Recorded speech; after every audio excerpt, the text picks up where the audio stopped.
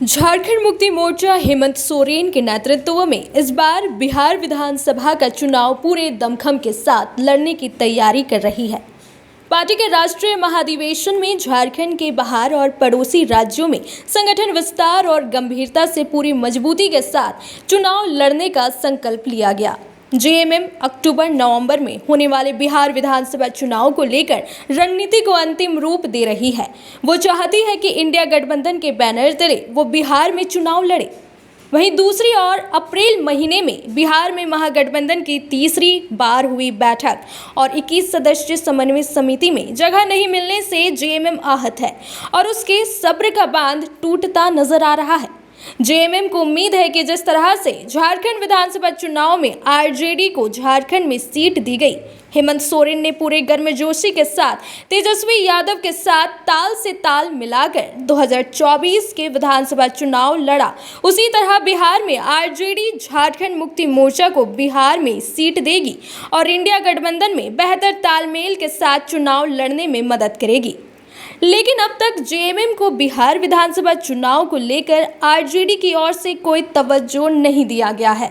ऐसे में संभावना इस बात की भी जताई जा रही है कि पूर्व की तरह जेएमएम बिहार में अकेले चुनाव लड़ सकती है। जेएमएम झारखंड में 12 से 15 सीटों पर चुनाव लड़ने की तैयारी कर रही है और अपनी मजबूत दावेदारी पेश कर रही है। बिहार की सीमावर्ती सीटों पर जेएमएम की दावेदारी है। तारापुर, कटोरिया, मनिहारी, झाझा, चकाई, बांका, ठाकुरगंज, रुपौली, बनमनखी, जमालपुर और धमदाहा जैसी सीटों पर जेएमएम दावेदारी कर रही है।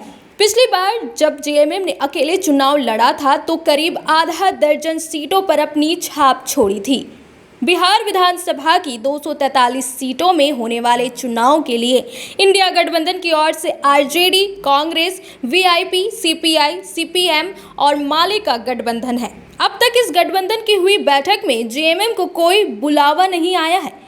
पार्टी के एक वरिष्ठ नेता का मानना है कि जब झारखंड के 81 सीटों में आरजेडी को 6 सीटें झारखंड विधानसभा चुनाव में दिया गया और सरकार बनने के बाद एक मंत्री का पद भी दिया गया, तो जेएमएम के लिए भी आरजेडी और गठबंधन के अन्य दलों को उधार होना चाहिए।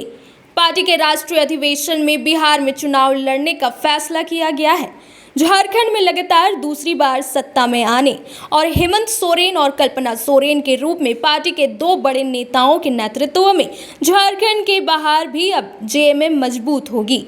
इन दोनों नेताओं के राजनीतिक प्रभाव का फायदा गठबंधन को मिल सकता है। वहीं हेमंत सोरेन के पार्टी अध्यक्ष बनने और कल्पना सोरेन की स्टार प्रचारक होने का फायदा पार्टी और गठबंधन को होगा। बिहार में झारखंड मुक्ति मोर्चा के प्रभाव की अगर बात करें तो अब तक जेएमएम सिर्फ बिहार की एक सीट पर चुनाव जीत सकी है। 2010 के विधानसभा चुनाव में सुमित सिंह ने इस सीट पर जीत दर्ज की थी। सुमित सिंह अभी चकाई से निर्दलीय विधायक है और नीतीश कुमार की सरकार में मंत्री है। वैसे करीब दर्जन भर सीटों पर जेएमएम और आदिवासी वोटरों का प्रभाव बिहार में दिखता है।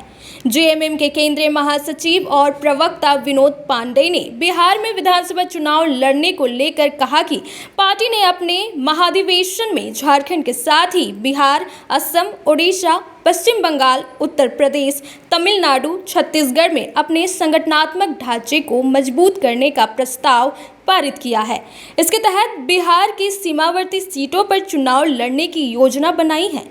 जेएमएम महागठबंधन में समन्वय बनाने की पूरी कोशिश कर रही है, लेकिन उचित सम्मान नहीं मिलने पर अपने दम पर बिहार में चुनाव लड़ने के लिए पूरी तरह से तैयार है।